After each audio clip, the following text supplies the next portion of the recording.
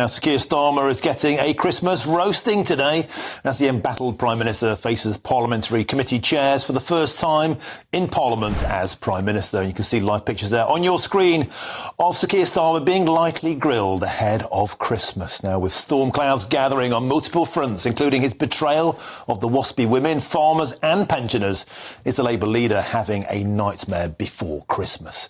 And meanwhile, the Electoral Commission is vowing to strengthen the rules on foreign donations as panic spreads at the world's richest man, Elon Musk, pictured there with Nick Candy and Nigel Farage at Donald Trump's Mar-a-Lago resort, could rocket boost reform into a significant position of power. But there are question marks over whether the Electoral Commission could be weaponised by the Labour Party to keep Nigel Farage out of power. Well, plenty to get our teeth stuck into there at Christmas with this feast. And I'm joined in the studio now by GBNews' political editor, Chris Hope. Chris, let's start with this liaison committee, this cross-examination. It looks like a trial. It has all the hallmarks of a robust cross-examination. Is it? Or is it just more pantomime at Christmas? Well, he's being judged by a dozen or so of his peers, MPs, senior MPs, who are committee chairs. They're in charge of holding the government to account across the environment, foreign affairs, treasury, and so it goes on.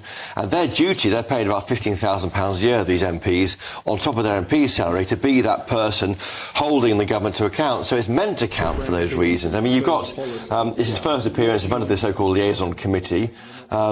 We saw Boris Johnson appear before in the previous years, of course, Rishi Sunak, and it is built up as a real grilling. But don't forget, more than half the MPs on it are Labour MPs. They won't want to give her too hard a time. You're wrinkling your nose there, Martin. You're unimpressed by... I think it's got a chance here. We could be some quite fruity exchanges. I'm watching when the Foreign Affairs Committee chairman speaks, Dame Emily Thornberry. Yeah. She, of course, was not given a job in the government. From the cabinet? Indeed, by the Prime Minister. She may have a bit of beef there, wanting to make his time quite difficult. So far we've heard from Sir Keir Starmer. He says he intends to use these planning reforms to deliver growth. He says it's vital to give us economic growth. It's hugely, hugely important. He says, asked about improving living standards, he says it will take time, but of course it will get there, but it won't be fixed by Christmas. Well, that's not a surprise. Christmas is next Wednesday. And of course, the economic growth pledge is still in place. We hear from the PM. Yes, it is still a goal, but the bigger one of being the fastest growing economy in the G7 by the end of the decade, that is now an ambition rather than a target, as it had been at the election time. He's defended the triple hit to businesses. He said it had to happen. It was asked if it was the best idea to do it all three at the same time in that big budget. We heard then, of course, the economy was broken, he says, and there was, guess what, a £22 billion black hole. Well, you're rolling your eyes, Martin Daubney. Well, I was about to say, because I listened to the first 15 minutes and I just ended up playing bingo, the £22 billion black hole twice. Fix the foundations 3 times, working people twice. Bingo! Full house. I'm afraid it just feels like a load of performative nonsense. He just said also, I don't think anything comes of this, Chris Hope. Call me a cynic. But let's move on, shall we, to the Electoral Commission. And, I was saying at the top of the hour, isn't it funny how every time the Brexit Party in 2019, when I was standing as MEP, the office was raided by the Electoral Commission over allegations, unproven allegations, in the fullness of time of there being foreign money. Then it was Russia. Now it's Elon Musk. They're looking to tighten the rules to stop this potential mega donation. My question is simple. Is the Electoral Commission being weaponised to try and keep Farage in his place? The Electoral Commission is independent of government. Is it, though? Well, it is. It's paid for by taxpayers. It's independent of political parties. It is, by its own admission. The Brexit Party, I mean, that's ancient history, Martin, but it was bruised by that behaviour by the Electoral Commission. Arguably, maybe they're tougher on start-ups, because they want to make sure they know where the rules are. We've heard today from Vijay Rangaranajan. He is saying, he's the Electoral Commission CEO, he is saying that the rules haven't been updated since 2013. They're looking at whether an idea might be to limit donations to the turnover or profits of a UK company, rather than allowing Elon Musk to give what he likes, but limiting it to his outfit in the UK. So in the case of Musk's arm, that would be a pre-tax profit of 8.5 million in 2022. That would limit the scale of the donation. For the government's part, it is not looking at any legislation to cap donations. That's what they say is in terms. But they might look at a way of trying to limit the scope of any intervention. I mean, The Guardian, I should say, is waking up to this kind of story. You've been reporting on your show and me with you for about 3 or 4 weeks now. Right. The issue of Elon Musk, that photograph last night, it would have alarmed people. In lobby this morning with the PM spokesman, he's told us that work has started on delivering that part of the manifesto across financial donations. They are concerned about foreign influence. I think they meant Russia when they wrote that into the manifesto, not Elon Musk, but quickly that's coming into a Musk conversation. OK, let's continue this conversation now because we're joined by the political editor of HuffPost UK, Kevin Schofield. Kevin, welcome to the show. Let's continue this conversation about the Electoral Commission. I think this liaison committee feels just like a bit of a pantomime.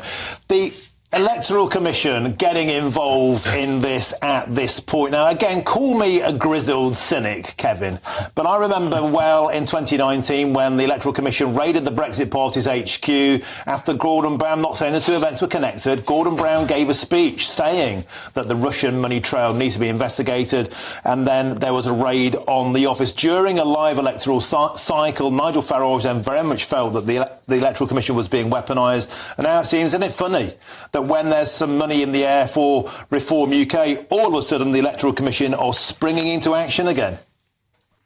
Well, I think they have to be a little bit careful here about how it's perceived. We know that in politics, perception is often as important as reality. And if it's perceived by the general public or by a significant portion of the general public that this is being done to try and keep reform in its place, then that just plays into Nigel Farage's hands, doesn't it? He wants to be seen as this anti-establishment disruptor.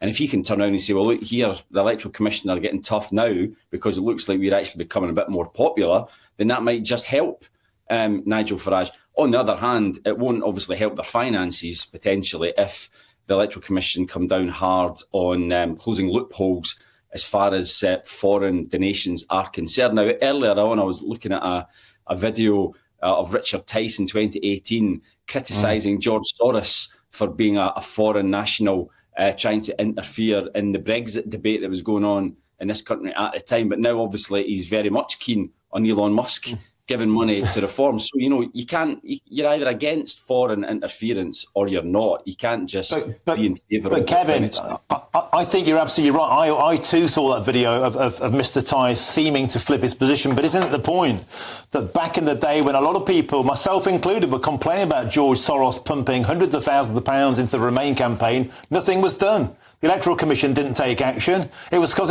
it's fair game. Guy Verhofstadt was campaigning against Brexit, foreign interference. There was plenty of that going on. So isn't it, if it's good for the goose, it's good for the gander.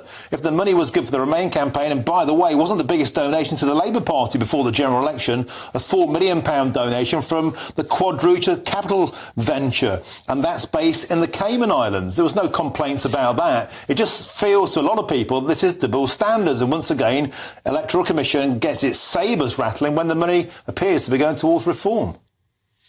No, you're right. There has to be consistency, doesn't there? There has to be transparency. If it's wrong for one party to be doing or to be benefiting from it, then it's wrong for the other party, regardless of where they are on the political spectrum. You're right. I mean, all we're looking for is consistency here.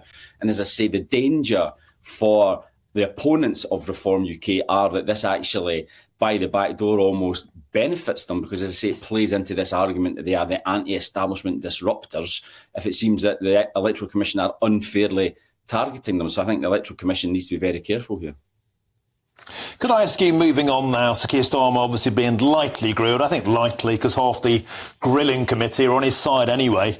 It's the liaison committee, though, today. Could I ask you, it's been a torrid 5 months, has to be said, popularity levels at an all-time low, backlashes over WASPy yesterday, farmers, pensioners. It's the end of year, Kevin. Let's have a bit of fun. What would you give the Prime Minister marks out of 10 for his first 5 months as Prime Minister? I mean, I think if you're being kind, you'd maybe say 5. I think that's at a push. I mean, you've got to say, give them credit for winning a landslide majority, but they've not governed as if they've got a landslide majority. They've made mistakes at every turn. Going right back to almost the first days I've been in government when they decided to means test the winter fuel payment, I think they've been pretty much on the back foot ever since then. That row has dogged them. And now, just to end the year off they're now annoyed. The WASPy women as well, again, another group of pensioners. So one Labour person said to me, maybe for his next trick, Keir will mug a pensioner in the middle of the street just to kind of put the tin lid on the year. So, yeah, it's not been great. I guess to coin a phrase, as far as Labour's concerned, maybe things can only get better. That's certainly what they'll be hoping in 2025.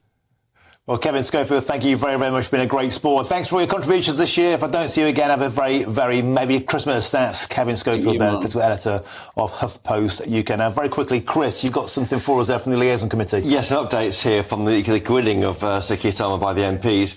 We've got the balance right, he says, on the inheritance tax raid on farmers. The PM has told the Liaison Committee we weren't aiming it at a particular group. We want to get the balance right and protect the family farm. He said the vast majority of family farms won't be affected by the change to inheritance tax. Many viewers and listeners might disagree with that, Martin. Just finally, he also thinks, quite interestingly here, to get to the 1.5 million new homes being built by the next election in England, he says here that he thinks that the current environmental protections, he suggests, could be a bit too strict. Some are excessive. I wonder whether they might try and water down some of those issues with building new homes to get more homes built. OK, we've got to move